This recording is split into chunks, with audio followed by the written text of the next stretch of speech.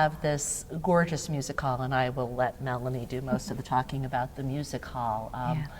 And so much that goes on here. So we're sitting on stage of the music hall. We've got this beautiful 30-foot proscenium arch and a very intimate 400-seat house behind us.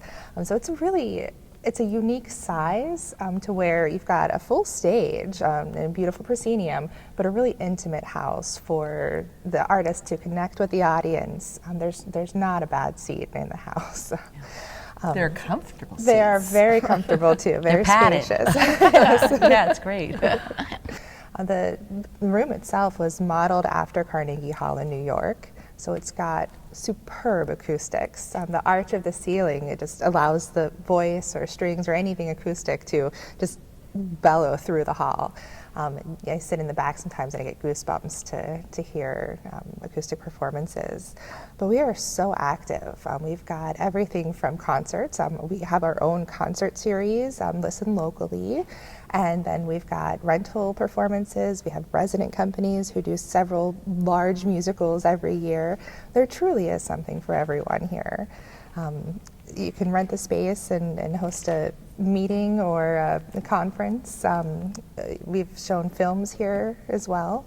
But really, the performances, whether it's a musical or music on stage, is really what is special in this space.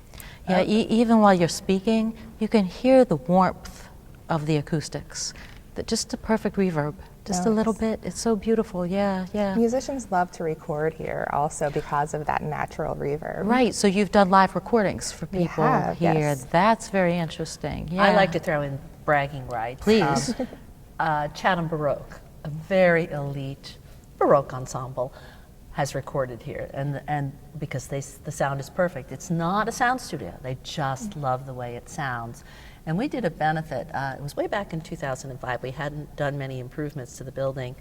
And Marianne Cornetti, who's a internationally renowned opera singer, a mezzo, did a benefit concert for us.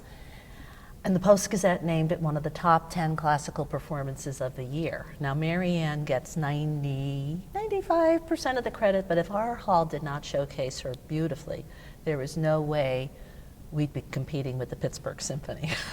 Not that we're competitive, but I mean, the acoustics really, really are wonderful. And I like to say we've done everything from Broadway to belly dance up here. But it's a lot of jazz. Yes.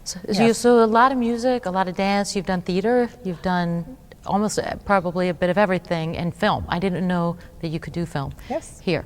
And the music hall too, when you're here in person, it has a magnificence and a grandeur, and also a warmth at the same time. That warmth is throughout the library and the performance spaces. There's a warmth here, and nature is part of it. You feel nature in a lot of the library and the, Thank you. It's beautiful. It's a beautiful space. Yeah. I every once in a while realize, we love it so much, and it is so very beautiful. There's plenty of beautiful buildings, and occasionally I'm like thinking, oh, they have a beautiful building too.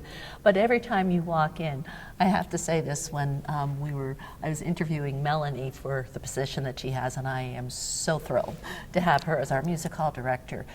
But when we opened the doors and walked in here, there was a little intake of breath. She gasped. People don't expect this in a library. Oftentimes you have just sort of a multi-purpose room. And to have this grand music hall, it's very traditional along the European lines of a smaller house. Opera singers love singing in a house like this. They don't have to reach the rafters of the Met or something of that sort.